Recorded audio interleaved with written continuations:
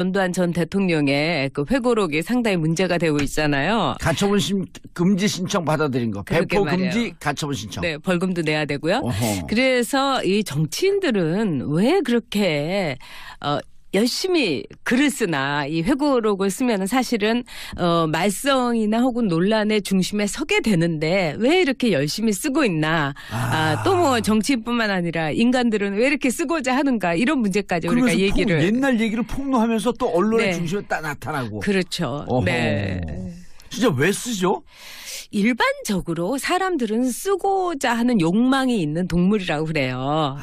네, 학자들은. 그래서 또 실제로 이제 부시 대통령의 아버지인 그 시니어 부시 대통령도 제가 그분 자서전을 굉장히 좋아하는데 50 넘어갖고 자서전을 썼어요. 대통령 되기 전에. 예. 그러면서 뭐라고 하냐면 사람은 50이 넘으면은 자서전을 쓰고 싶은 강렬한 충동에 이제 시달리는데 자기도 그 충동과 유혹을 이기지 못하고 이렇게 쓰게 됐다. 이러면서 자신이 이제 뭐 CIA의 그 국장 하던 시절 또는 뭐 주중대사 그리고 무엇보다도 부통령 시절에 그 경험 이런 거를 썼는데 굉장히 재밌었어요. 그래서 제가 아주 좋아하는 자서전 중에 하나죠. 쓰고자 하는 본능이 있는 거예요? 욕구가 있대는데 그거를 유혹에 다 무릎을 꿇는다는 거예요. 근데 대부분의 정치인들이 이제 대통령이 되고 난 뒤에 회고록 한두 권 안 쓴 사람 없죠. 정말 없어요. 대통령 되면 네. 100% 쓰더라고. 100% 쓰죠. 근데 이제 그게 여러 가지 이제 이유가 있어요. 첫째는 아까 말씀하신 것처럼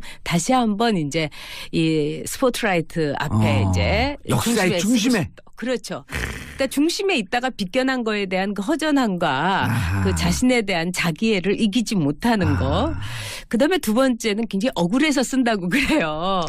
내가 그렇게 잘했는데. 그렇죠. 다 몰라주고. 역사는 왜 나를 몰라주지. 그리고 그자가 진짜 더 나쁜 놈이었어. 뭐 이런 얘기 하고 싶은 거. 예전에 그 박철원 회고록도 기억이 나요. 그렇죠. 고수 다 까버렸어 그냥. 거의 그 복수혈전 극이었죠. 맞아요. 그리고 YS가 쓴 이제 뭐 자서전에서는 왜 자기의 길을 엄청나게 살렸고 내가 너무너무 잘했는데 예. 그 IMF 이거 빼놓고는 잘했는데 그게 다였었는데. 그렇죠. 하나에 뭐 이렇게 그 해체시킨 거라든가 이런 건 잘했죠. 그다음에 금융 실명제라든가 그럼요. 정말 잘했죠. YS처럼 어떤 점에서는 매우 이렇게 단순하면서도 이렇게 저돌적인 분 아니면 할 수 없는 거예요. 계산을 하지 않으면. 근데 그런 걸 했던 점 이런 거를 이제 많이 쓰셨죠. 그리고 소통도 잘하신 분이었죠. 굉장히 담백한 분이었어요. 저는 생전에 여러 차례 뵀는데 기자 네. 시절에. 국회의원 기자로. 돼서도 여러 차례 이제 그 댁에 가서 칼국수도 먹어보고. 예. 근데 이제 정말 기도를 오래 하시는 거 빼놓고는 참 국수 다 불지 않았어요? 그랬죠. 그리고 이제 막 기도하시면서 본인과 나라와 뭐 여기 계신 아무개 다 이제 축복해달라고 기도하시면서 끝으로 우리 맹순이가 꼭 그 건강을 찾게 애청하셨어요. 그리고 이제 노태우 대통령의 회고록 같은 것도 굉장히 문제가 됐죠. 왜냐하면 방금 말씀드린 그 김영삼 전 대통령한테 내가 통치 자금 3천억을 그대로 넘겼다. 근데 이제 YS는 무슨 소리냐. 일전 땡전 한 푼도 안 받았다. 이래서 펄쩍 뛰고 하여튼 그 자서전은 이제 회고록은 이런 논란을 불러일으키죠. 그다음에 이제 세 번째는 영미권 같은 경우 있잖아요. 이번에 전두환 회고록 조금 더 얘기해야 되는데. 그렇죠. 좀 근데 심했어요. 근데 일단 그 얘기는 우리가 또 하고요. 예. 이제 영국이나 미국 같은 경우에 이제 총리라든가 대통령을 지냈던 사람들이 또 회고록을 내요. 예. 근데 그 이유 중에 하나는 뭐냐면 돈이에요. 돈을 많이 버나요? 그럼요. 예를 들면 클린턴 대통령이 자기 회고록을 써가지고 뭐 1,000억 원 가까운 인세를 받았고 그 힐러리 클린턴도 그래서 사람들이 정말 자신의 인생을 그 물론 재판 소송도 그때 소송비도 많이 들었지만 빚 갚는 데 쓴다 이런 비난도 받았는데 왜냐하면 이제 영미권은 영어가 기본 베이스라서 시장이 어마어마해요. 그렇죠. 그래서 인세가 뭐 1,000억 원에 가까울 정도의 인세를 받았을 정도니까요. 우리나라 대통령들이 세계에 뿌리기 위해서 영어로 낸다고 그러지 않아서 천만다행이네. 저도 그렇게 생각합니다. 회고록의 외국의 케이스 어떤 내용이 있어요? 재밌는 내용이 많다면서요? 저는 뭐 개인적으로 아까 이제 부시 대통령 예를 들었는데 그 시니어 부시의 그 회고록을 보면은 굉장히 재밌게 썼어요. 근데 그 재밌는 거는 유머러스함과 솔직함이 있을 때 우리가 독자들이 재밌다고 느끼잖아요. 예. 근데 이제 거기에서 뭐라고 했냐면 당신의 인생에서 가장 자랑스러운 공직은 뭐였느냐. 근데 부통령까지 했거든요. 예. 근데 뭐라고 했냐면은 자기는 CIA 국장이었던 거다. 오히려 부통령 청문회를 할 때는 뭐 그런 걸 의심의 눈길로 보고 뭐 정보를 가지고 뭐 이런 여러 가지 이제 의심을 받았음에도 불구하고 내 인생에서 국가의 안위와 보안을 위해서 일했던 CIA 국장 시절이 나의 발전이었고 또 국가의 발전에 기여했다고 생각한다. 매우 당당하게 얘기를 했고요. 예. 그다음에 그 대신에 당신의 인생에서 제일 자랑스러운 건 뭐냐 그랬더니 아이들이 힘들고 어려울 때 나에게 의논을 하러 찾아온다는 거. 네. 그리고 뭐 예를 들자면 무척 또 아주 이런 그 인간적이고 소탈한 측면이 굉장히 있네요. 소탈했죠. 그리고 대통령 물러난 데도 워낙 골프를 좋아하니까 예. 골프의 갤러리로도 이렇게 구경하러 다니고 박세리 그 한참 날릴 때 예. 그리고 이 스킨스쿠버도 이제 했었고요. 스카이다이빙이네요. 네, 죄송합니다. 그러니까 스카이다이빙. 예. 그만큼 아주 정열적이고 보기와 달리 야, 그 나이가 들면 스카이다이빙을 위험하다고 그거 권하지 않는데. 근데 그만큼 체력이 좋았고 그 다음엔 또 이제 뭐 운동을 좀 과격하게 해갖고 쓰러지기도 했고 그 다음에 근데 역시 그렇게 막 그 열정적인 운동하는 모습을 보인 건 자신의 그 상처 때문인 것 같아요. 그러니까 부시 대통령이 공직에 있을 때 대통령 시절에 일본에 왔었어요. 그래서 네. 일본 왕하고 국왕하고 같이 만찬을 하다가 뭐 과로 때문인지 약간 토하면서 쓰러진 적이 있었어요. 아. 그래서 이제 그 뒤로 이제 인기가 좀 많이 내려갔죠. 지지도가. 왜냐하면은 대통령 국가 건강 중요한 원수는 거니까. 건강은 중요하니까요. 예. 그러니까 이제 그런 거에 대한 이제 상처가 있기 때문에 그 뒤에 더 막 그 스카이다이빙도 하고 더 그랬던 게 쇼오프하는. 아닌가. 이거는 제 그 해석입니다. 네, 네, 네. 근데 그 자서전 내용에 네. 그런 걸 다 쓰나요? 다 쓰죠. 근데 이제 우리나라에 이제 앞서 그 전두환 전 대통령 같은 경우에는 이제 33가지 부분에 있어서 이제 왜곡이 있다. 이게 이제 재판부의 예. 그 판단이죠. 1권이죠. 1권. 3권 중에. 그렇죠. 근데 이제 가장 주요한 거를 보면은 일단 북한군이 5.18 민주항쟁에 개입했다. 그다음에 왜 헬기 그러셨어요, 근데? 헬기 사격은 없었다. 그다음에 민간인에 대한 사살은 없었다. 근데 이것은 이미 그 엄격한 조사를 통해서 예. 객관적으로 다 입증된 거거든요. 그다음에 북한군 개입이 없었다는 것은 그 우파의 많은 지식인이나 언론인들도 그런 일은 없었다고 한 거예요. 심지어 조갑재 씨까지. 그분은 사실 기자로서는 매우 훌륭한 기자였습니다. 아, 당시에 그럼, 예. 국제신문에 있을 때 오히려 그분은 이제 좌파 기자라는 비난까지 받았을 맞았어요. 거고 예. 5.18 그 민주항쟁을 그 취재를 하겠다고 그러는데 신문사에서 못 가게 했어요. 그래서 사표 내고 가서 취재했던 분이에요. 아, 대단하신 분이었었네. 그럼요. 네, 네. 근데 전두환 대통령은 본인도 네. 한때 인터뷰에서는 아니다. 그랬죠. 근데 네. 왜 느닷없이 회고록 그냥 누가 그럴 때 회고록 자기가 안 쓴 거 아니야? 대부분의 정치인들이 회고록을 자신이 쓰지 않죠. 대피를 시키죠. 아, 그래서 고스트라이터가 쓰나요, 그러면? 그렇죠. 그래서 제가 지난번에 이제 SBS 그 국민 면접이라는 프로그램에서 대선 주자 5명하고 예. 이 우리가 이제 인터뷰를 하는 프로그램을 만들었었는데 제가 거기서 당신이 쓴 자서전에 이러이러한 부분이 나온다. 어허. 어떻게 생각하냐. 그랬더니 그래요? 진짜냐고. 그런 말 한 적 없고 그런 거 쓴 적 없다는 거예요. 그래서 제가 이제 딱 페이지를 이제 나중에 뭐 보좌관이 와갖고 난리를 친 거예요. 그래서 딱 이 부분이 있지 않느냐. 그랬더니 할 말이 없는 거잖아요. 근데 이제 그 자서전은 굉장히 많이 팔렸는데 모 분이 쓰신 거는 장안에 파다했었죠. 네. 근데 문제는 어떻게 검사는 해야지 자기가 말해준 거를 정확하게 옮겼다고 하는데 내용이 굉장히 중요한 내용인데 그래서 제가 좀 놀랐어요. 실망도 했고. 예. 그거를 하면서 이렇게 요즘은 네. 회고록도 대담 작가들이 네.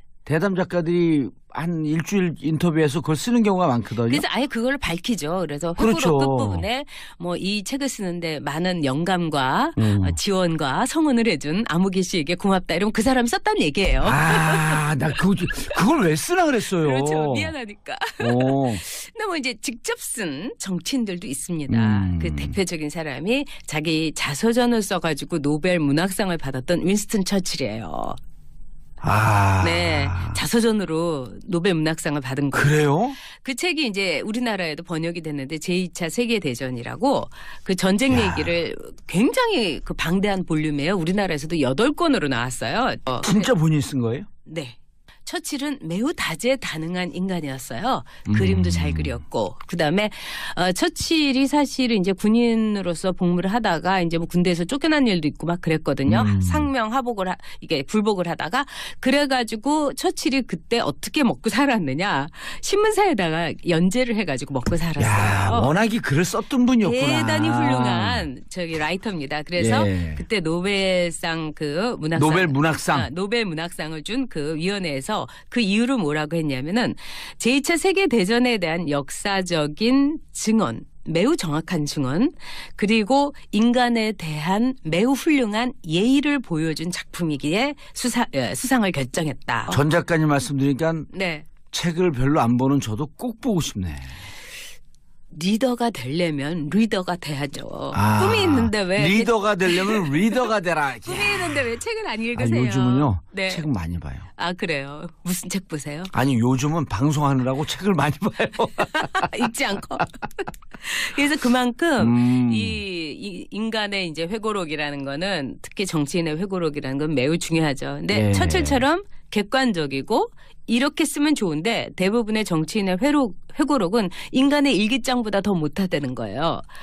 제가 이제 아주 친한 친구가 이제 일본 기자인데 제가 일기를 열심히 써요. 그때 저를 막 비웃으면서 아니 전용욱 씨는 평소에도 나한테 막 짓궂은 농담하는 것도 모자라서 일기장에다가 그런 농담을 쓰냐고. 그래서 자기는 일기를 안 쓰는 게 하도 평소에 거짓말을 입에 달고 살아서 오. 일기장까지 거짓말을 쓰고 싶지가 않다는 거예요. 근데 인간이 너무 솔직하시네. 가장 거짓말을 많이 하는 게 자신의 일기장이라는 거잖아요. 아, 너는 와. 훌륭해. 조금만 하면은 성취할 수 있어. 내일은 좋아질 거야. 다른 사람이 너한테 이렇게 한 거는 네가 너무 질투가 나서 그런 거야. 뭐 이런 거 우리 일기장에 쓰잖아요. 근데 이런 거는 정말 거짓말인 경우가 많죠. 나중에 그 일기장 묶어서 자서전을 내잖아요. 대부분 그렇죠. 근데 이제 일기장은 내 개인에 대한 거짓말이지만은 이런 정치인의 회고록 같은 거는 대국민 사기극인 경우가 많아요. 그래서 저는 정말 쓰려면 본인이 쓰시고 그리고 솔직하게 일기장답지 않게 예. 정말 한번 나를 발가벗기고 나를 반성하고 이런 이제 회고록을 썼으면 좋겠다 이렇게 생각을 하죠. 야, 가장 거짓말을 많이 하는 곳이 일기장이다. 네. 아까 그 전두환 회고록. 네. 아 근데 왜 썼대요 진짜?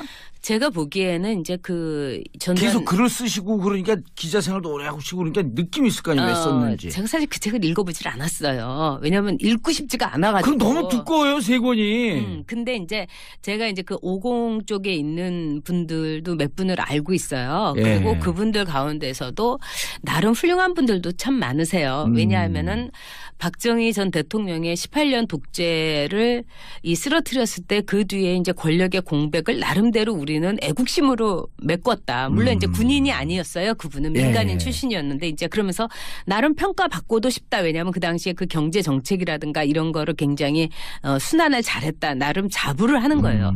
그러나 그럼에도 불구하고 출발이 많은 사람들의 그 꿈과 열망과 희망을 꺾은 출발이었고 또 그 과정에서 한 개인의 권력을 지키기 위해서 정말 너무나 우리가 생각할 때 가슴 아픈 이 광주 일뿐만 아니라 너무나 많은 상흔이 지금도 현재 진행형이잖아요. 그렇죠. 그런 점에서 저는 진짜 억울하면은 역사에 맡기는 게 최선의 카드였다고 생각해요. 근데 이제 이렇게 쓴 거는 이제 어떻게 보면 내가 이제 내 생이 언제 끝날지 모르는 데서 많이 오는 늙었더라고요. 초조감. 그다음에 말하고 싶은 거. 그다음에 이제 자기가 믿고 싶고 자기가 말하고 싶은 거에 대해서 믿어달라는 어떻게 보면은 정치적인 정치적인 투정 뭐 정치적인 그 애원 이렇게 볼 수 있겠죠. 지금 88이에요. 88세. 그래서 저기 그 정치인들은 특히 대통령들은 웬만해서 저는 쓰지 않는 게 좋다고 생각합니다. 어차피 남이 써줄 거. 그러니까 이번에 이제 이회창 전 대표가 이분은 이제 대통령을 못 하셨지만은 회고록을 쓰면서 뭐라고 했냐면 이제 언론에 그 제일 강조한 출판했어요? 게 네, 아직 안 나왔어요. 근데 아직 안 언론에 강조하는 게 직접 썼다는 거예요. 이회창 전 대표가 직접 썼다. 그만큼 사실 회고록이라는 건 정치인들이 직접 쓰는 경우가 거의 없어요. 제가 볼 때는 본인이 썼다고 생각하는 한국 정치인 회고록은 한 제가 읽은 것 중에 한 2권? 그 정도밖에 없어요. 실명 얘기하실 수는 없고. 그거는 좀 왜냐하면 예. 그래도 가피를 받은 거니까. 왜냐하면 이 말도 참 잘하기가 어렵지만 예. 글을 잘 쓴다는 것은 매우 오랫동안의 훈련이 필요한 겁니다. 그래서 글을 잘 쓰는 정치인이라면은 일단은 신뢰할 필요는 있어요. 그만큼 노력했다는 거죠. 많이 읽고 자기 자신을 훈련했다는 예. 건데 그런 정치인들이 굉장히 드물죠. 근데 예. 궁금한 게 네. 정말 이 아까 이제 그 윈스턴 처칠 얘기하셨는데 외국의 정치인들은 독서를 많이 한다는 기록들이 많더라고요. 그렇게 읽지 않고서는 예. 그 리더가 따라갈 안 수가 되는. 없어요. 왜 그러냐면 이제 우리나라의 경우는 정말 국회의원을 뭐 2차례 3차례 해도 대정부 연설, 대정부 질문 한 번 안 하고 있는 사람들이 많아요. 그건 뭐 인정하실 거 아니겠어요. 예. 그리고 이제 보좌관들이 사실은 저는 이제 이번에 공관병이라든가 또는 왜 외교관들의 예. 그 갑질 논쟁 뭐 이런 것도 많은데 제가 보기에는 국회의원들의 그 보좌관 제도를 좀 많이 고쳐야 된다고 봐요. 그러니까 제가 이렇게 그 국회의원으로 있을 때 뭐 소문을 제가 많이 듣죠. 그럼 예. 바로 옆방에서 어떤 국회의원이 노트북을 던져갖고 그 깨지는 소리도 제가 들었고요. 그럼 너무 자주 바꿔요. 그리고 보좌관을. 이제 제가 같이 일했던 친구인데 그 친구를 조인트를 말하자면 이렇게 저기 가격을 해가지고 그만둔 거예요. 그러니까 제가 얼마나 가슴이 아프겠어요. 야, 국회의원 갑질 한번 다뤄야겠다 언제. 그거 한번 다룰 필요 정치인 있어요. 갑질. 네, 정치인 갑질 한번 다뤄서 얼마나 그 사례가 풍부한지. 예. 네. 아니 그 전 작가님이 한번 곧 준비하세요. 실명을 얘기할 필요 없잖아 우리가. 그렇죠.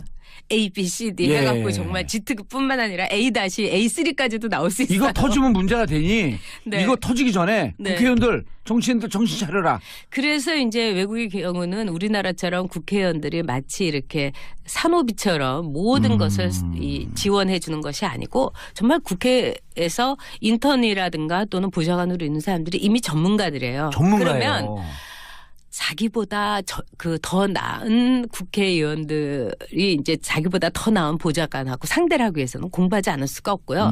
이제 요즘 우리나라에서도 네일이 굉장히 유행이잖아요. 예. 네일 미용이. 네일 아트. 네일 아트. 근데 서양에서는 이제 여성이 이제 그 손톱 손질을 하지 않은 여성은 커튼이 없는 집이라고 그래요.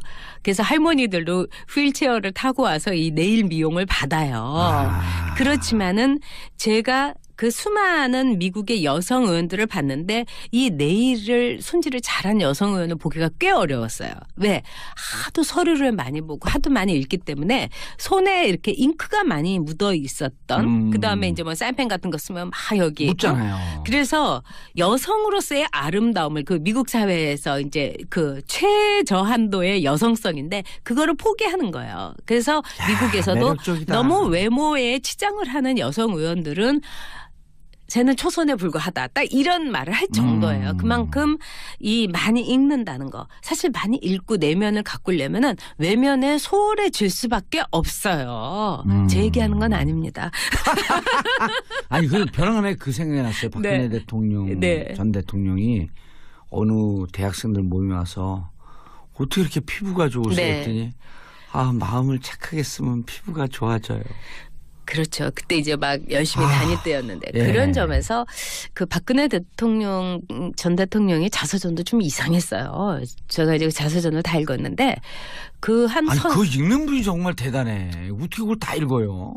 아니 왜냐면 주요 인물이니까 네. 그 영화 뭐 저기 화제작이면은 꼭 보신대잖아요. 저는 책이 화제작이면은 거의 다 읽어봐요. 네. 근데 이제 그때 읽고 나서 제가 너무 처음부터 약간 으스스했던 게 제가 좀 그분이 약간 이상하다는 건 알고 있었는데 그 자서전에서 어떤 얘기가 나오냐면은 꿈 얘기가 나와요. 근데 꿈을 꿨는데 온 우주가 이제 별들이 막 갑자기 횡성, 명왕성 뭐 다 막 그냥 토성 막 이렇게 돌고 거기서 오색찬란한 빛이 오더니 내 몸을 확 감쌌다. 그래서 자기가 이제 너무 이제 놀라고 있다가 꿈을 깼다. 이게 이제 꿈 얘기인데 이게 이제 사이비 신흥 이단 종교에 입문하는 사람들이 거의 비슷한 그런 꿈을 꿔요. 예전에 탕명환 소장님이라고 이제 그분이 암살이라고 하긴 뭐였지만 이제 신흥 종교 이단자에게 이제 이 죽음을 네. 당하신 분인데 그분이 이제 제가 몇 번 인터뷰를 했었어요. 종교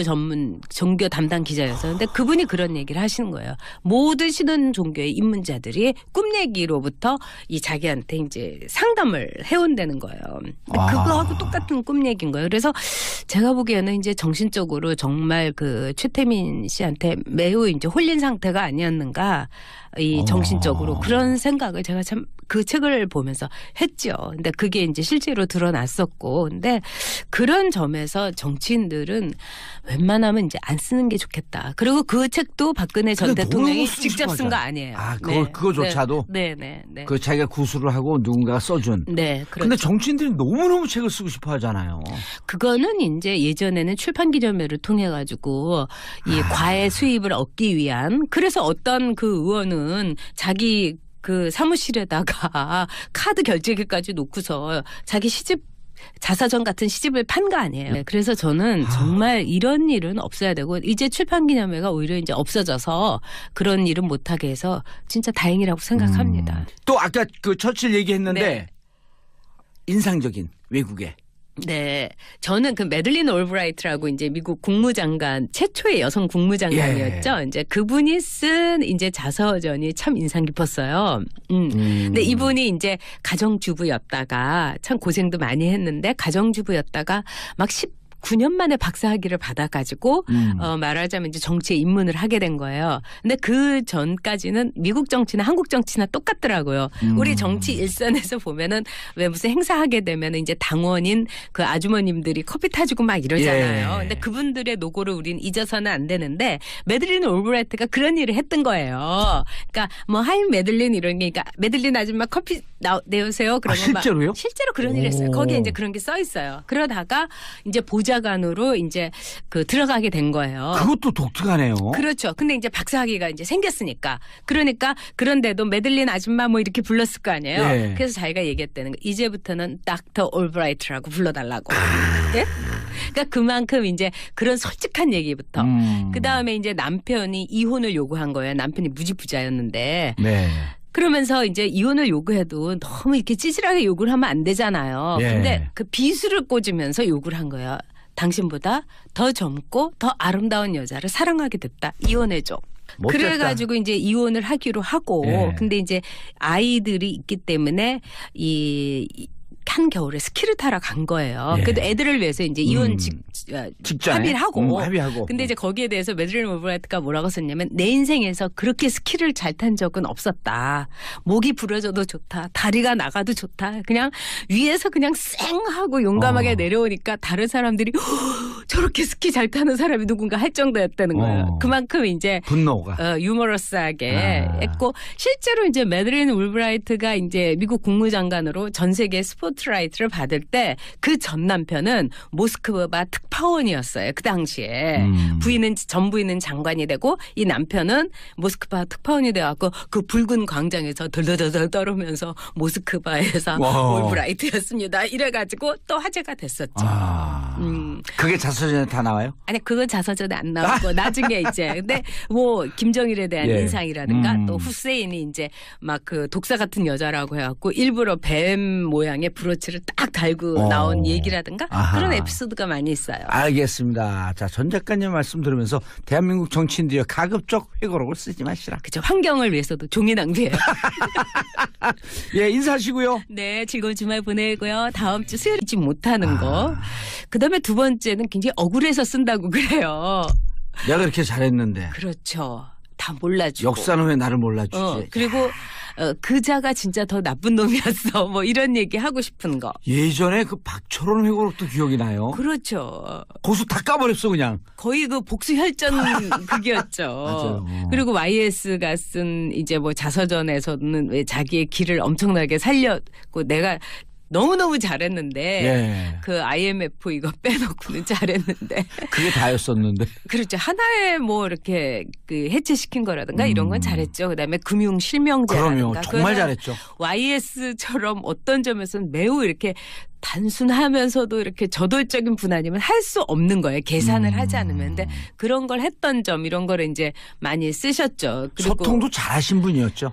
굉장히 담백한 분이었어요. 저는 생전에 여러 차례 뵀는데 기자 네. 시절에. 국회의원 기자로. 돼서도 여러 차례 오. 이제 그 댁에 가서 칼국수도 먹어보고 예. 근데 이제 정말 기도를 오래 하시는 거 빼놓고는 참 국수 다 불지 않았어요? 그랬죠. 그리고 이제 막 기도하시면서 본인과 나라와 뭐 여기 계신 아무개 다 이제 축복해달라고 기도하시면서 끝으로 우리 맹순이가 꼭 그 건강을 찾게 애청하셨어요. 그리고 이제 노태우 대통령의 회고록 같은 것도 굉장히 예. 문제가 됐죠. 왜냐하면 방금 말씀드린 그 김영삼 전 대통령한테 내가 통치 자금 3천억을 그대로 넘겼다. 근데 이제 YS는 무슨 소리냐. 일전 땡전 한 푼도 안 받았다. 이래서 펄쩍 뛰고 하여튼 그 자서전은 이제 회고록은 이런 논란을 불러일으키죠. 그다음에 이제 세 번째는 영미권 같은 경우 있잖아요. 이번에 전두환 회고록 조금 더 얘기해야 되는데. 그렇죠. 좀 근데 심했어요. 근데 일단 그 얘기는 우리가 또 하고요. 예. 이제 영국이나 미국 같은 경우에 이제 총리라든가 대통령을 지냈던 사람들이 또 회고록을 내요. 예. 근데 그 이유 중에 하나는 뭐냐면 돈이에요.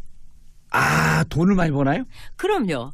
예를 들면 클린턴 대통령이 자기 회고록을 써가지고 뭐 1,000억 원 가까운 인세를 받았고 그 힐러리 클린턴도 그래서 사람들이 정말 자신의 인생을 그 물론 재판 소송도 그때 소송비도 많이 들었지만 빚 갚는 데 쓴다 이런 비난도 받았는데 왜냐하면 이제 영미권은 영어가 기본 베이스라서 시장이 어마어마해요. 그렇죠. 그래서 인세가 뭐 1,000억 원에 가까울 정도의 인세를 받았을 정도니까요. 우리나라 대통령들이 세계에 뿌리기 위해서 영어로 낸다고 그러지 않아서 천만다행이네. 저도 그렇게 생각합니다.